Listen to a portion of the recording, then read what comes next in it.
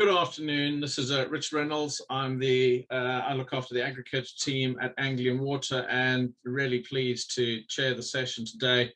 I've got a really great panel of speakers: Clare Mike from Leaf and Rebecca Hesketh from Waitrose, talking about the work that they've done, encouraging farmers, working with farmers, bringing in regenerative farming principles. Really interesting, and I think a key part of how farming is going to be evolving, how farming is going to be moving in the next couple of years, and really ties into the theme of what we've been seeing through all of these webinars of finding ways, finding new innovations, new approaches to look at farming in the future. It's critical for us, it's critical for the supply chain, it's critical for agriculture. So yeah, really looking forward to it. Can I remind everyone, if you've got any questions, pop them in the quick Q&A. I will do my very best to get to as many of them. I might consolidate some together, but yeah, we want to hear, and we've got some really good speakers. So yeah, looking forward to it. Over to you, Tim. Great, thank you, Rich. And yeah, good afternoon, everyone. It's great to be with you today. As Rich said, another great couple of speakers, and really just a reminder of what the series is about. We really are here to inspire and enable the land sector to transition towards regenerative practice.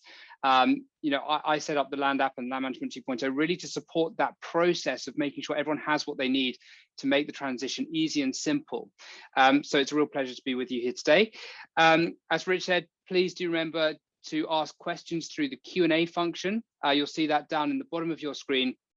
Do use the Q&A function rather than the chat function, because that means it goes straight through to Rich for the Q&A later. But yeah, let's get going and start the presentations. So to get us going, we do have Clare Mike, who is the Director of Business Development at Leaf. So Clare, I will hand over to you to get us going. Thank you all for joining us today, and thank you for inviting me to come along and speak. So I'm going to talk a little bit about how we can build resilience by working together.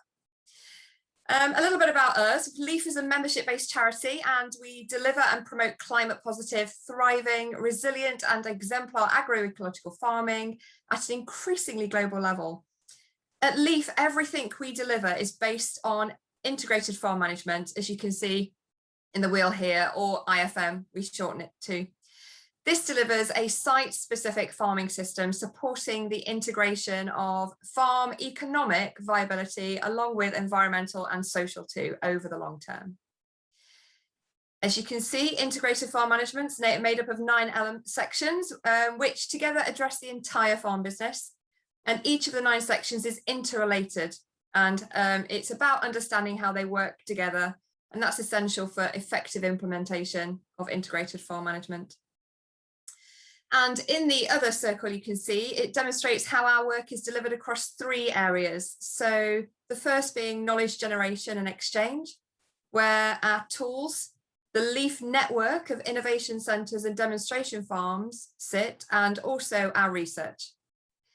In the second pillar of our activity,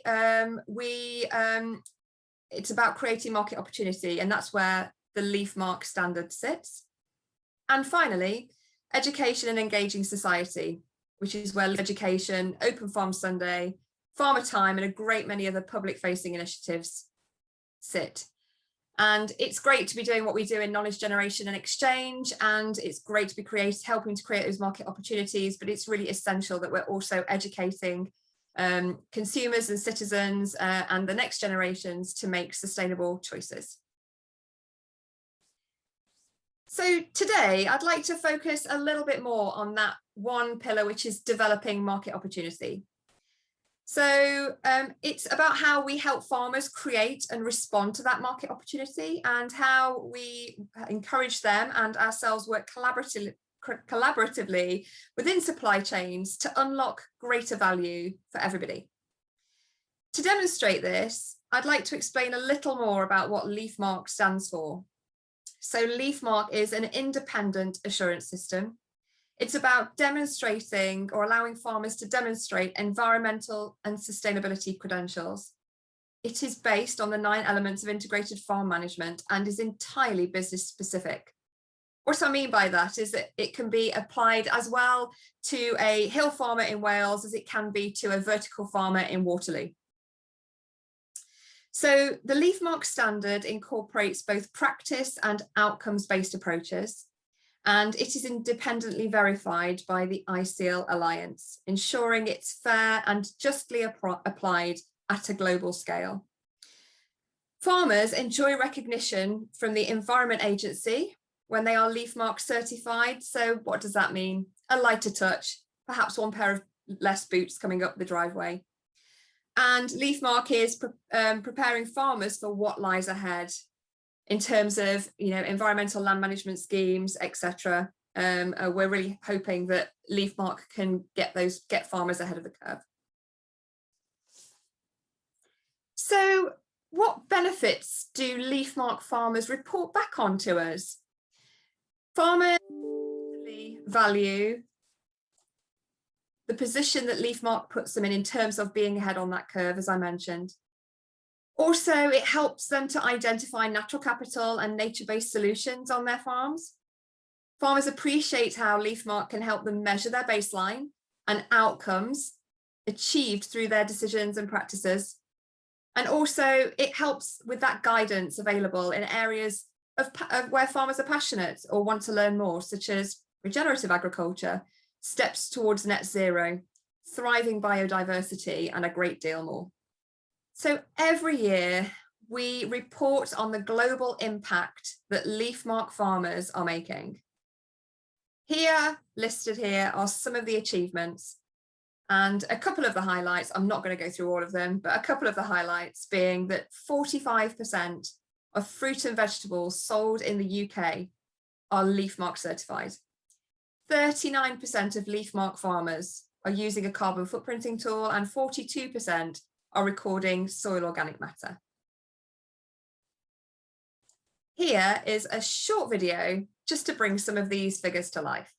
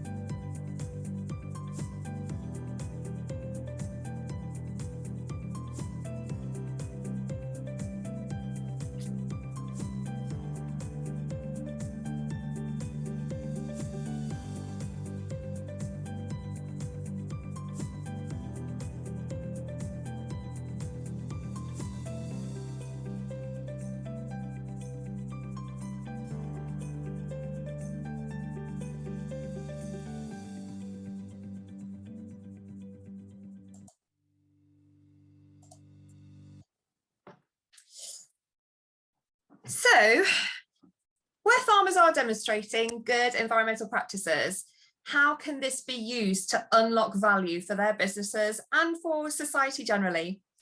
The answer is by working together more collaboratively. The outcomes of this can be, one, knowledge exchange and that cross-pollination of ideas, bringing diversity and enrichment both to your own businesses and the entire sector. Number two, the identification of synergies across supply chains. What are the easy wins and where can value be unlocked? And three, landscape level gains. And actually, this is a great demonstration of that. Water is a great example of where we can make landscape level gains. So to illustrate some of these outcomes, I have 3 case studies which demonstrate a little bit more about how Leaf are working in partnership and in collaboration with farmers, with brands, with governments, and with retailers all together. So the first example is the Jordan's Farm Partnership. So we have been working alongside Jordan Cereals, their oat growers, the Wildlife Trust, and the Prince's Countryside Fund on an initiative called the Jordan's Farm Partnership. This partnership has been going for over 5 years now. And it essentially demonstrates how farmers can deliver an above average percentage of on-farm habitat. Farmers are supported by the Wildlife Trust to identify and monitor key farmland species and recognise great value in that provision. Many Jordan's farmers are indeed nature experts in their own rights and are personally very passionate about this element of integrated farm management. All Jordan's oak growers are Leaf Mark certified. They have an average of 17% habitat area. 63% of them use some form of renewable energy on their farms, and 41% are recording soil organic matter.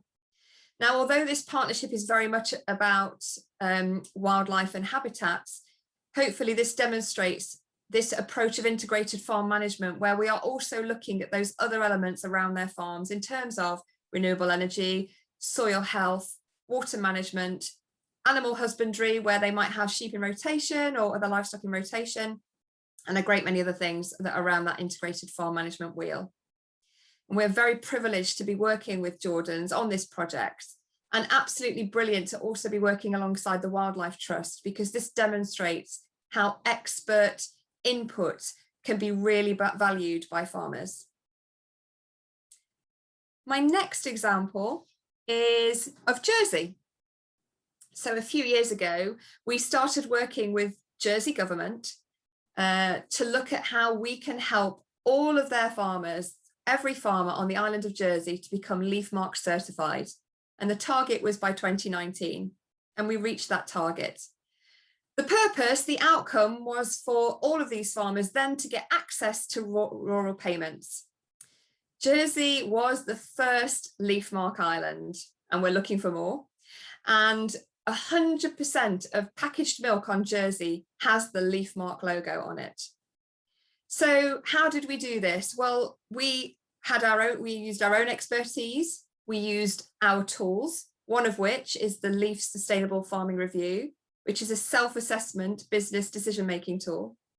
And again, we engaged with experts in integrated farm management, who had that one-to-one experience and working with farmers to help them where they needed on their farms, but also to become certified. So helping them to write plans or to fill in the Leaf Sustainable Farming Review, where some farms didn't even have a computer.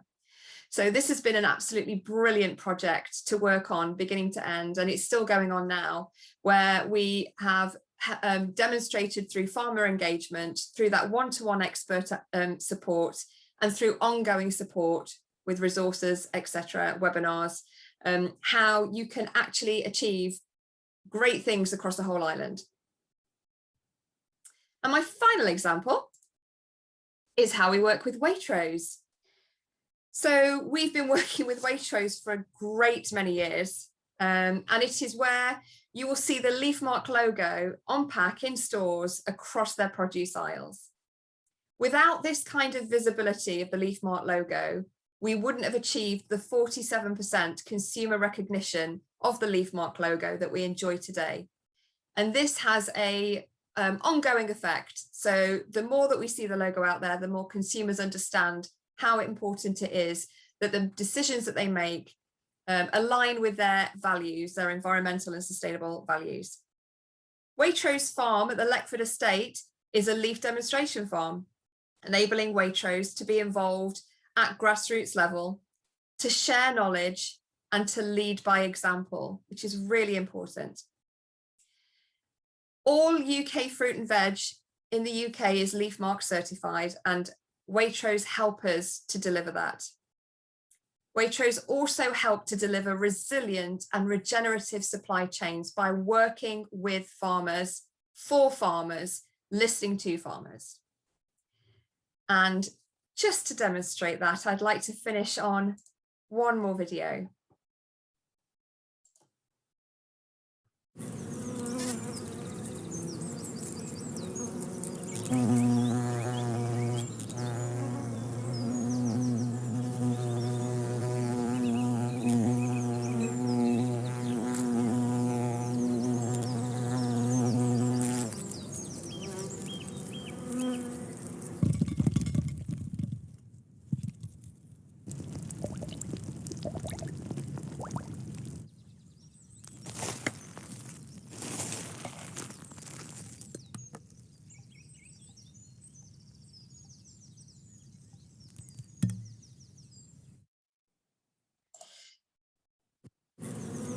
Sorry. So just to circle back round to those 3 key areas where farmers can unlock more value for their business and society.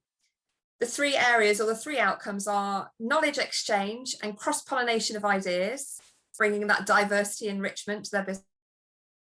Jordans, and like we do with Waitrose and brands, and working at landscape level, again, like we do in some of these examples, particularly in the space of biodiversity and habitat creation.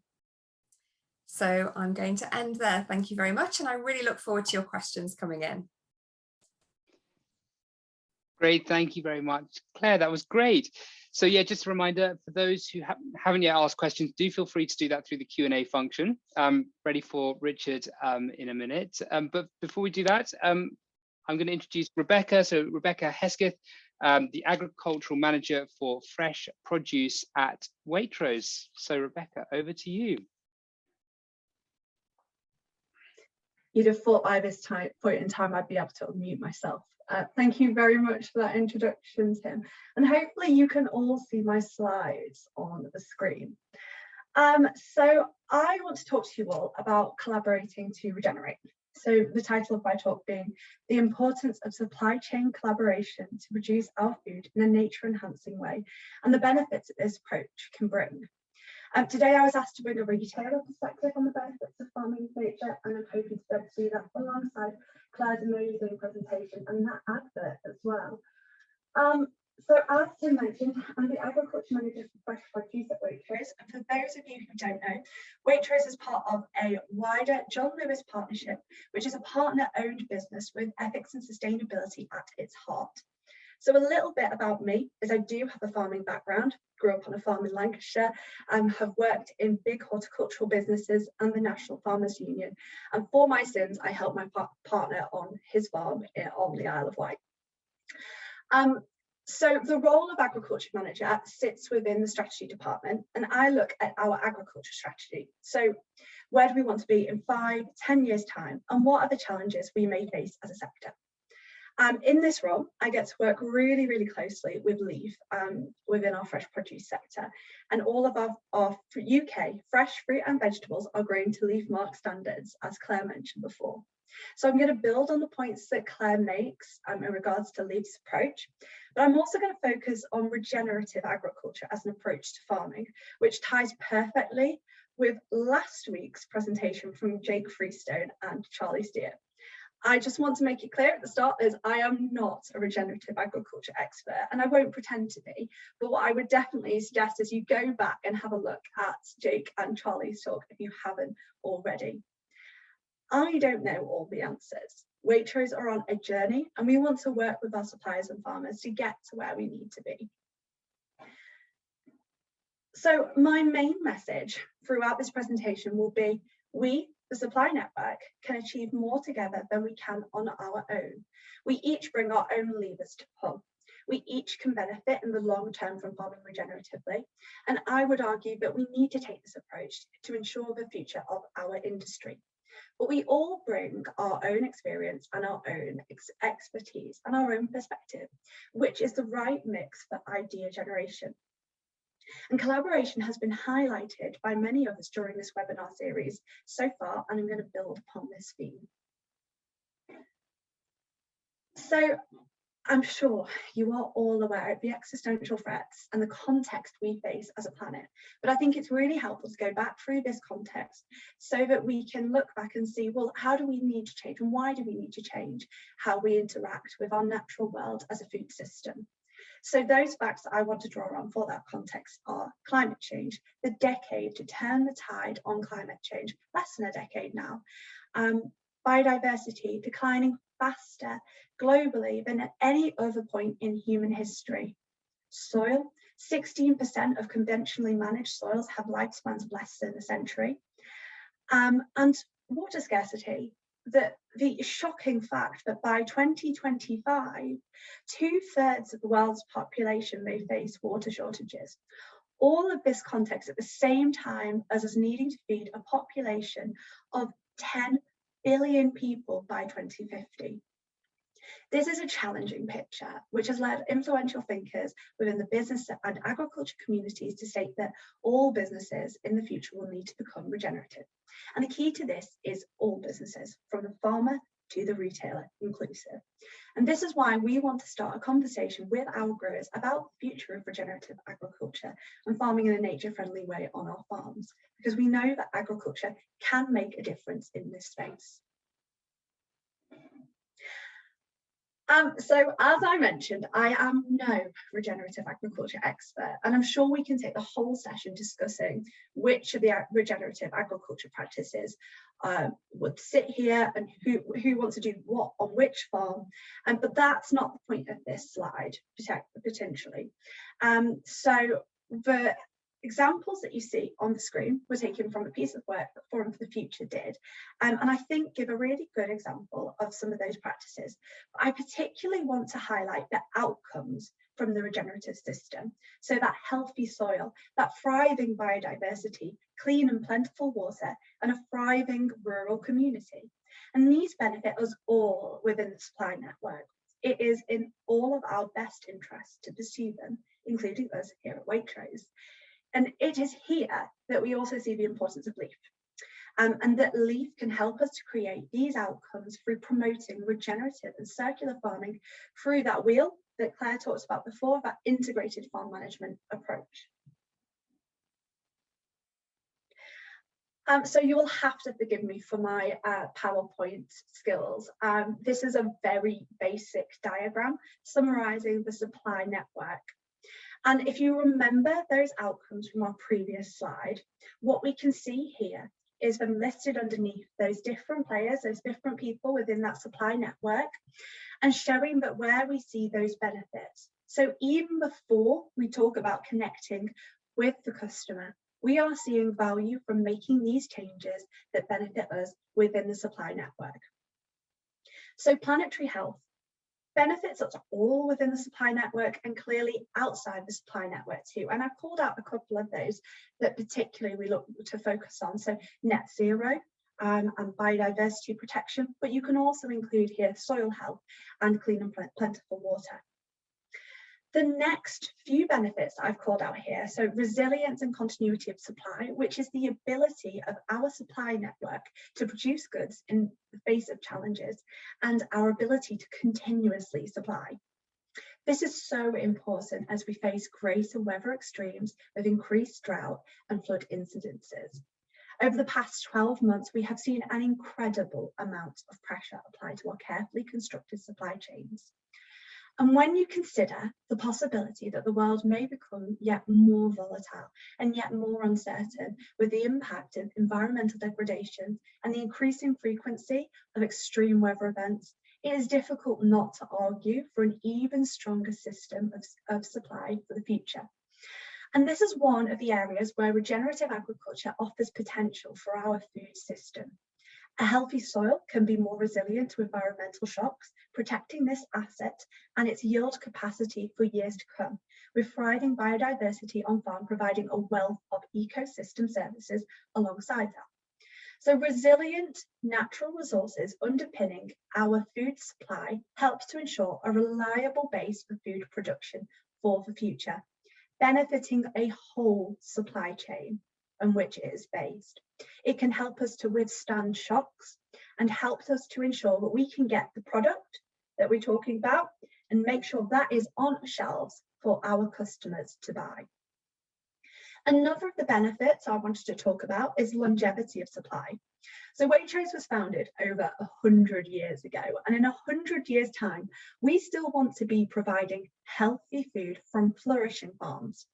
Many of you are family farms, I'm sure, and will want the same for your businesses. If regenerative farming can help us to achieve that, then why wouldn't we want to pursue it? My message here is getting more from your products isn't just about the end goal. It is looking at the whole supply network and each point in the supply network using the levers that we have together to create more benefit for everyone. It is important we communicate what we do to our customers and the value that we bring, because value is not necessarily about being the cheapest, but the best price for what you provide. and regenerative farming can help create a product of even greater value to take to our customers. So again, quite a crude slide, but here I wanted to show the value of collaboration, and we've discussed how we who participate in this supply chain, this supply network, can all benefit from taking a regenerative approach: the farmer, the supplier, and also the retailer.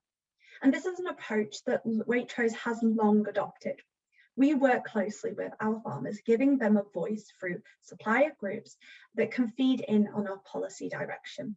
We also have close partnerships with our suppliers, with so many of those suppliers having supplied us and their farmers having supplied us for decades. And we choose those suppliers who mirror our own approach in their operations too, so creating a collaborative structure throughout that supply chain.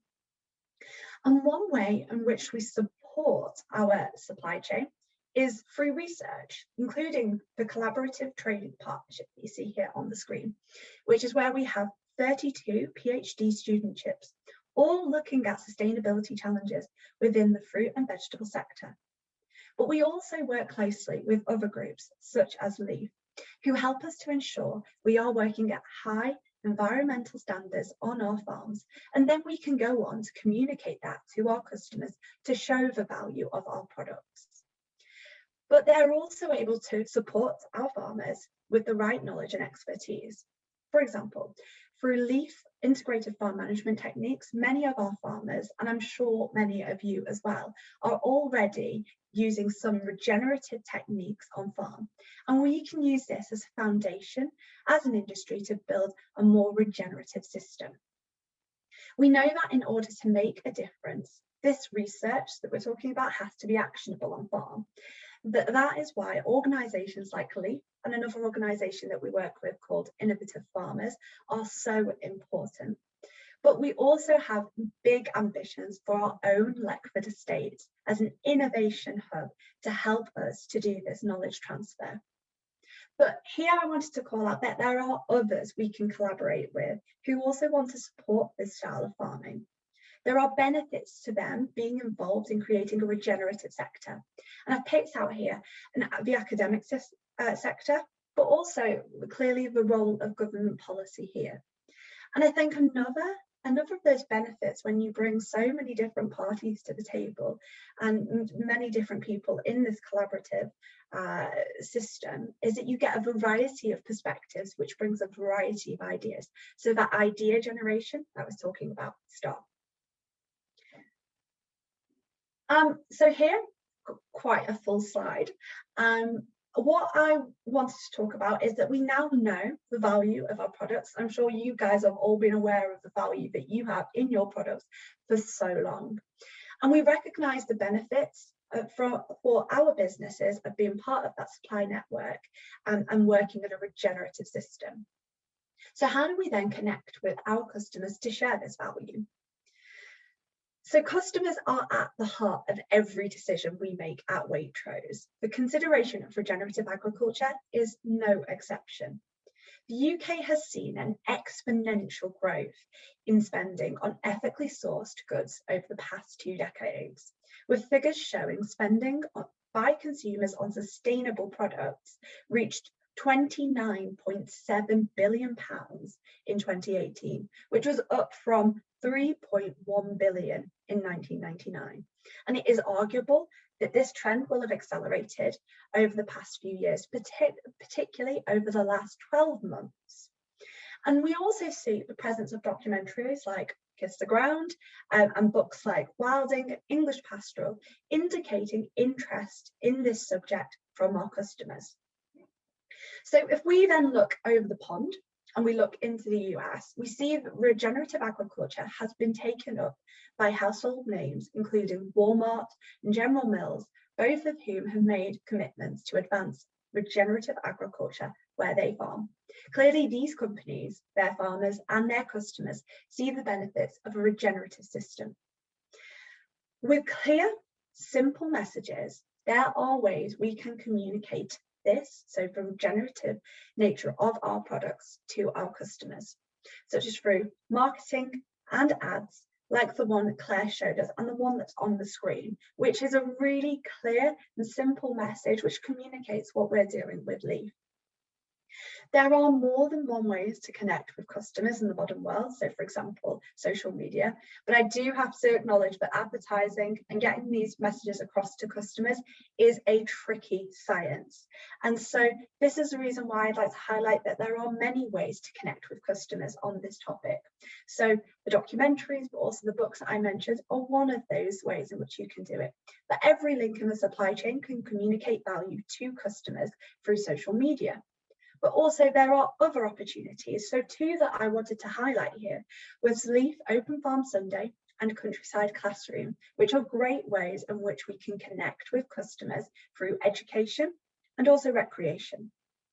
We can demonstrate what you do on your farms on a day-to-day basis and explain what the value it is that we build into those products that we then sell. So here I quickly wanted to talk about the Waitrose approach and this approach that we have to collaboration and dedication to protecting our world at the heart of our Waitrose agriculture strategy. And this is a way in which we've worked for many years now. At the heart of the strategy is working with our growers and farmers and supporting you and working with you to achieve these ambitions that we have on the screen. We clearly state how important it is that our farmers are paid fairly and supported through a tough period of time that agriculture is facing. But we also make clear the role we want to play in working with our farmers and our Hesketh estate in order to support through R&D and farmer-led innovation and working with other industry partners like Leaf on this. So we are one of the only supermarket, in fact, actually, I think the only supermarket to be actively farming, and we are proud of our Hesketh estate. It is exciting that we're going to be leading by example on our own farm. We also make it clear how important farming with nature is to our business, our customers and our planet in this strategy. And we recognise the value for us all in taking this approach. So I'm aware I'm getting very close to time here, so we're on the concluding slide. And this is to go back to my original message that we all know it is in our best interest to collaborate. And this is something that I'm saying to you, and I'm sure you all know, but it is. And it is in your interests, it is in the retailer's interests, so our interests, and also the customer's interests, and the planet's interests. We recognise the value in taking this approach, and it is the right thing to do. We want to work with our farmers and growers and others in the supply chain to achieve a regenerative system. We want to work with you. We want to support you to be able to do that, and to be able to do that in our own systems, our own point in the supply chain too. And there is an emphasis on us all making this change happen, not just one link in the chain, us all. So thank you very much for your time and for listening to me today. I'm looking forward to hearing all of your questions. And if you want to read more about what I've just been talking about, I did recently write an article for the Direct Driller magazine. So there's a bit more detail in there. Thank you very much. Great, thank you, Rebecca. And it's so great to hear what Waitrose are doing, and I think so much of what we're going to be seeing in the future is going to be so dependent on how we all collaborate, as you say. So the next stage, I'm just going to go into the Slido, which is the survey. So the question is, what excites you about the opportunities for regenerative farming in the next 5 years? So what excites you about the opportunities for regenerative farming in the next 5 years? Let's just check the link has gone through to everyone. It has, brilliant. Okay, engaging with the public. That is, yeah, we've not really had that much. That's brilliant, especially from the perspective of the supply chains. Improve soil conditions, funding opportunities, biodiversity, net zero, save the world, carbon storage, engaging with the public, good wording. Okay, carbon capture and payment for ecosystem services. This is the stacking and bundling, which will obviously result in the likes of clean water. Okay, what have we got? More collaboration. I like that. And it really does come up more and more. Worms, healthy soil, reduced cost, biodiversity, relationship with natural capital value. Really interesting, because I think this is somewhere we really want to explore is how can we get the payments starting to really come to farmers who are leading with regenerative farming. Biodiversity net gain. We're not seeing anything really clustered together yet. What am I starting to see? Longevity, saving our soils, soil health. Okay, starting to get some little bit more here. But I think we can really start to see it's engaging with the public, it's the soil health, it's the longevity, and I think it's that blend with natural capital values. How can you get paid to deliver these great outcomes which support the likes of the water companies and us as consumers? Brilliant. We're going to stop there and go on to the next question. And the next question is Claire's question. So let's go into present. Okay, so what additional support do farmers need to optimize pro-environmental production in their businesses?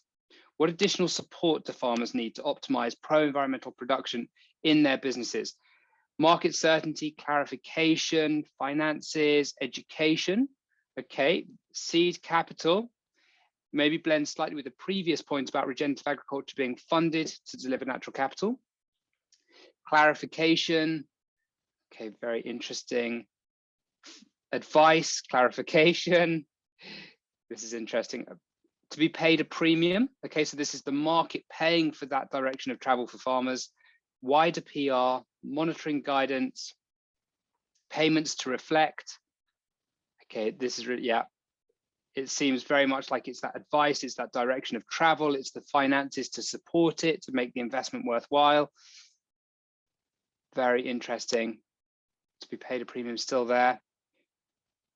More PR, more soil scientists, again, probably comes into the advice piece, monitoring guidance, expert advice, public awareness, brilliant. Returns, market, I think a very clear trend there. Brilliant. On to the next question. This is Rebecca's question.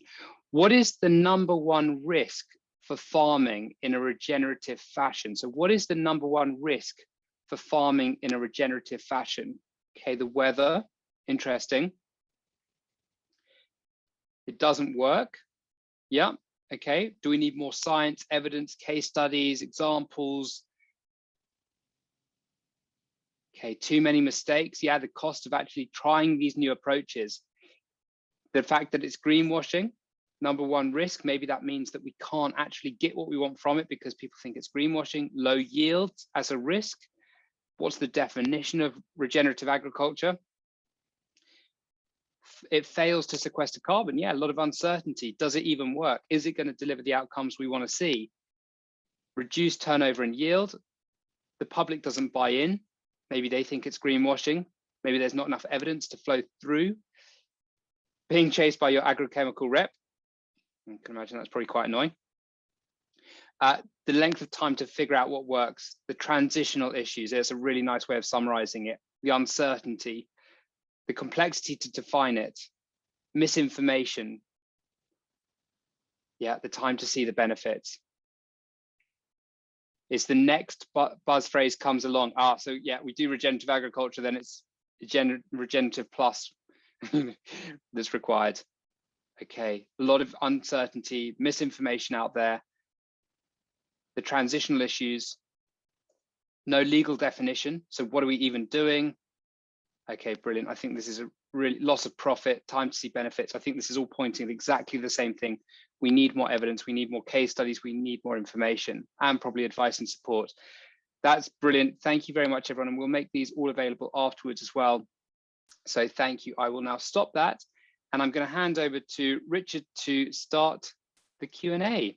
So Richard, over to you. Yes, thanks, Tim. Thanks, Claire and Rebecca. Really interesting talks there, and we've got a flurry of questions coming through. I'm going to land with one from my, and there was from my side, and it was a bit that both of you mentioned in your talks. There was you used the word innovation, and kind of my thought would be, well, what do you see as the barriers to innovation coming through? Just the first thing that comes to mind. It can be a term that gets thrown around almost too much, but yeah. You want to go? Who wants to go first? Claire. So barriers to innovation coming through, I guess some of it will be getting that research in place and getting funding for research. Innovation has to usually be backed by science, etc. So I guess making sure that there is funding out there to fund some of these innovative R&D projects, etc. We are seeing quite a lot available at the moment. I think there is funding out there, and there's a lot of great ideas. But I think one of the challenges is to make sure that we're not all working on the same thing and kind of producing 10 versions of the same thing. So one of the things that farmers will come back to LEAF and as a challenge will be that duplication. You know, we're being asked to do this 10 different ways. So I think one of the challenges to innovation has to make it, there has to be, you know, again, as collaborative as possible, and to ensure that there is no duplication, that it isn't already out there, etc., because that just adds confusion for farming rather than solving challenges. But I do see the role of innovation being huge going forward, and you know, I think things like Land App demonstrate that, and how, you know, farmers have taken those ideas and ran with them. So yeah, farmers are a really innovative group of people, want to use technology, want to use new ideas alongside the old methods too that will still work. So yeah, I think whether it's a main barrier or actually what is the main driver of innovation or the main enabler of innovation, I think my focus would be that collaboration and you know, producing that research and that science-based approach. Brilliant. What are your thoughts, Rebecca? I think Claire summarised it so well, so I can only build on what Claire just mentioned then. But I think that point around that farmers are innovative, and we know they are. We've seen so much innovation on farms, and I think it is a real testament to the industry. I think it's about having usable information and R&D that you can then use in a practical sense to innovate on farm. But I really like what Claire just mentioned about traditional farming and blending it with traditional approaches, because innovation doesn't have to be something entirely new. It could be blending traditional and you know, slightly newer, kind of more high-tech approaches. But I also think there's something about timing. It's having the right environment to be able to innovate in, and the right support. And I think that's something that we've recognised at Waitrose, that we have to have the right support in place so that our farmers can go and do what they do best. So looking to the questions, thanks. There's a lot of thoughts around regenerative agriculture and how it comes across as terms of a concept. We've had organic, there was, you know, are we just overwhelming the public? Are we overwhelming the farming community with a new basket of terminology that's just going to change around? What do we do to try and get some standardization? And, you know, we're first looking at that terminology and the concept. And then the second part of the conversation is, how do we equally make it simple to get the assurance and those sort of things? Conscious that every new scheme just seems to add more regulation, which takes the farmer away from doing the things that they're trying to do. So, you know, throw that out to both of you. Well, I don't mind jumping in on the standardization, because regenerative agriculture, you can tell, is one of the passions of mine. And looking into it from a retailer perspective, it is confusing. There's an awful lot of different definitions and different takes on this. And so what we've had to do is take all of these different approaches and say, well, this is what it means to us at the moment in our business right now, with the understanding that the industry will hopefully come together for that standardization. And I know that there's lots of different actors in the industry at the moment trying to make that harmonized approach and trying to bring everyone together to make sure that we have the right standardized approaches in place. But also, how do we assure, you know, for us, we've got brilliant partners like LEAF in place who can help us to navigate these new terms that, to me, essentially just build on old terms. For me, regenerative farming is almost a holistic approach that builds upon what we have already built up through some of those other conservation movements. So it's love a phrase, but it's an evolution, not a revolution. I can build on that as well. Thank you, Becca. And yeah, couldn't agree more. And I think this is where we don't need to get too concerned about trying to put all these different phrases and terms into boxes. I think it's important that farmers pick the business, the system and the approach and the philosophy that fits their business, that fits their farm. and not necessarily get too hung up on feeling like they need to put themselves into a box. And shameless plug now, but this is where integrated farm management, as you can see behind me, fits so well, because it fits any type of business, shape or size, any approach: organic, regenerative, conservation, agroecology, agroforestry, vertical farming. It can all fit under that umbrella of integrated farm management. So if you use this system to think about your business and what you want to achieve and how you want to achieve it, it's less important what label you or other people want to put on your business. It's more about what the end result is that you want to achieve. And there isn't a single farmer that I speak to that doesn't say that one of their ultimate goals is to leave their farm, to leave their land, to leave their business in a better condition than they left it. And it doesn't really matter then what language you use to describe that farm or etc. It is more about we all want to do better. I suppose from my perspective, a big thing that came through in the Slido questions was, Regen Ag is good, but one of the things we need support, the sector needs support on, is the finance behind it. And the finance only comes with auditing, with somebody coming up the drive and asking a bundle of questions. How much do you think those additional audit, as we need to do more than just the mainstream farmer to be able to get those premiums, how much is the fear, the concern, the challenge of that process there actually slowing down people? People are doing all the right things, but just say, I just don't want another person coming up and asking these questions. I'm happy to take that first, Becca. So I guess one of the points is that there isn't really a audit for regenerative farming out there at the moment. So by all means, go and explore it without any fear at all of having to be certified, because there isn't certification. There are some systems out in America, and look, what we're wanting to do here at Leaf is demonstrate how LeafMark and everything that our farmers deliver through LeafMark is delivering a regenerative agricultural system across all 9 elements, soil as well as water, as well as biodiversity, etc. So that already ticks that regenerative box.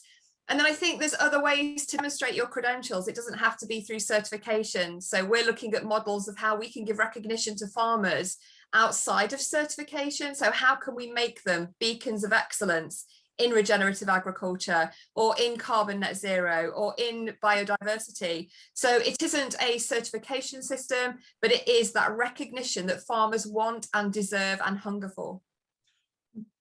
Brilliant.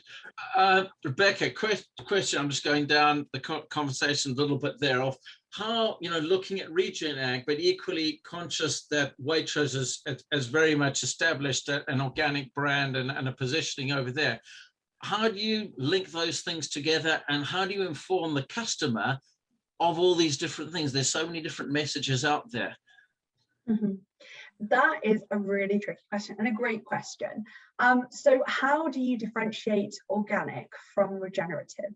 How I would go about doing that, and how I've done it in terms of looking into this as my research, is that regenerative is more about the wider system. Yes, there is focus on some of the chemical applications, and it does also take some of those principles from organic and apply them. But I think what we are trying to do through regenerative is that it's open to everyone. It isn't necessarily organic or non-organic who can apply it. It's open to everyone. Whereas organic is a very special area, very important for Waitrose, is that organic has certain kind of boxes you have to tick. There are certain areas that you have to be able to demonstrate that you're able to achieve on. And as Claire was just mentioning then, regenerative at the moment is not so restrictive in that way, and so then offers more of an opportunity to a whole system, and it's a whole system approach, and I think that's what I would definitely try and draw us to. So how do we then differentiate that for customers? And I think what I tried to highlight before is that demonstrating anything or giving those messages to customers is a very tricky art, and we have experts within our industry and within the wider industry who are able to do that. I think it's all about clear messages. I think it's all about making things simple. And I think the simplest approach can be talking about, well, if we're taking a regenerative system or a system approach across our product lines or across our farming industry even, because we shouldn't just talk about Waitrose here, we should talk about our whole sector. What's good for the agricultural sector is good for all of us. So we can talk about it in the sense that all of agriculture is heading in that direction, making it even simpler message. Brilliant.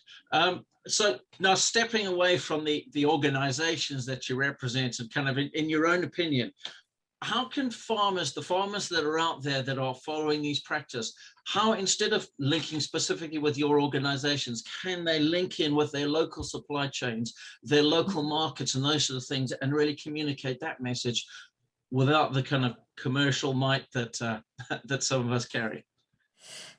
I mean, that's the beauty of social media these days, isn't it? And digitalization, because actually every farm has the opportunity to make themselves a brand, to tell their story through social media, to build up, to build up those stories, to build up those values so that they can approach supply chains, local supply chains with a story. I mean, there are other things that you can do. I'm not trying to answer this from a Leaf perspective, but you can do things like Leaf Open Farm Sunday and sell your own product there and start to create your own supply chains as well. So look, there is far more opportunity to do that now than there has ever been. Perhaps not in lockdown so much, but let's take the lockdown context away. Aside from that, in terms of social media and the ability to tell your own story the way you want to tell it, there's never been a better time. So I would really encourage farmers to build up their own brands, to understand their own values, because when they believe in them and they are authentic, everybody else will believe in them too. Brilliant. Rebecca, what are your thoughts on that one? Gosh, how do you build on that? That's fantastic. I wholeheartedly agree with what Claire mentioned there, and you can tell we're very aligned in the way we think.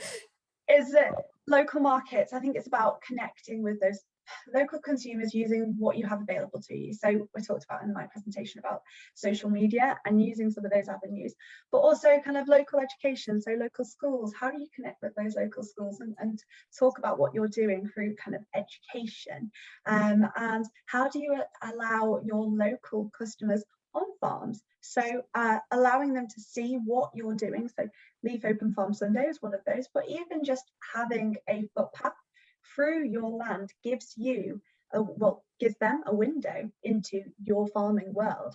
So that is an opportunity, and I think we can see them all around us if we start looking for them.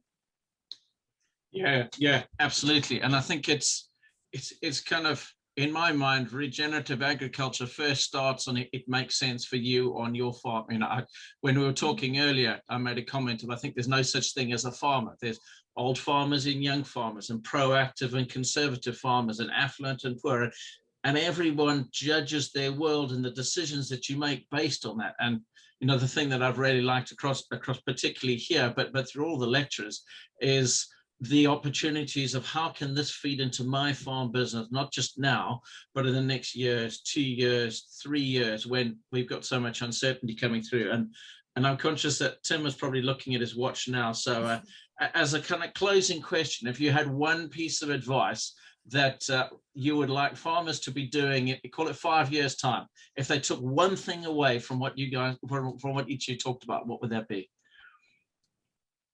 For me, it would be to understand your own business, where you want to be, have the confidence to work around that, plan around that, and not just to focus on your business, understand your business inside and out. I think for me, it would be the message that I have hopefully hammered home through my presentation, which is about collaboration, which again is something I'm sure, well, I know that all of the other speakers over the webinar series have talked about too. It's about working with those who are in your supply chain. You all benefit from heading in the same direction together, which is hopefully that right direction towards helping our planet and helping to make sure we've got resilient and robust food systems in place. So working with others in that supply chain. Absolutely. And in some respects, from Anglian Water side, you know, I've been saying a lot of, I think the coming years are all about partnerships. You know, previously we always used to, farming was about having one or two things on the balance sheet. And I think going forward, it's not quite diversification, but it's considering all those opportunities, whether it's working with a water company and a retailer and the local county council, and all of those things are additional things that happen through. I think it's a different set of skills. I think it's a different set of challenges, but yeah, I think it's a challenging space, and I think we need to recognize that, but I think it's also exciting. So from my side, thanks a lot, both Claire and Rebecca. I appreciate your thoughts. I appreciate your enthusiasm and some of the more difficult questions. I apologize that I haven't got to absolutely every one of those. We'll do our best to try and get to some of those. Tim. Great. Well, thank you, everyone. I mean, it's what an amazing set of presentations. It really shows that there's so much that's possible. That's what I love about all these presentations that we're having. So much is possible when only we come together and point in the same direction. I thought, Rebecca, your slide was great. You know, we've got this climate change, we've got biodiversity loss, we've got all these things. Like, we're really very much in it together. This cannot operate, work if we just operate in silos. So yeah, thank you very much for kind of bringing that key message home, that this only works if we're all working as one. And I know, Richard and I have been talking about what we can do, especially in the east of England, to bring all these stakeholders together, create cohesive plans that allows everyone to play their part and really focus on those incredible outcomes that we're all seeking. So I just want to say a massive thank you from me for those presentations. They were hugely informative. And the other thing to say is, as Richard alluded to, this is only going to work if farmers are actually picking up these ideas and adopting them. So we are going to be setting up a 6-part online course to support farmers to build a 3 to 30-year business plan to really get ready for this natural capital market, this transition in the sector. And Mark is going to send through a Google form, a survey, just to kind of get your thoughts and ideas on what would really support you to deliver these incredible outcomes. So yeah, that's really it from us. The other thing to say is, next week we do have another webinar on building business plans. We've got Henry Barringer from Savills presenting how he supported farms to create regenerative agriculture plans and rewilding projects. So that would be great. And we've also got Sarah Harvey from the GWCT, again, talking about how to build business plans based in evidence and data. So really look forward to seeing you all next Thursday at 4:30. But for me, I think that's everything. And just one more thank you to both of you for coming and presenting today.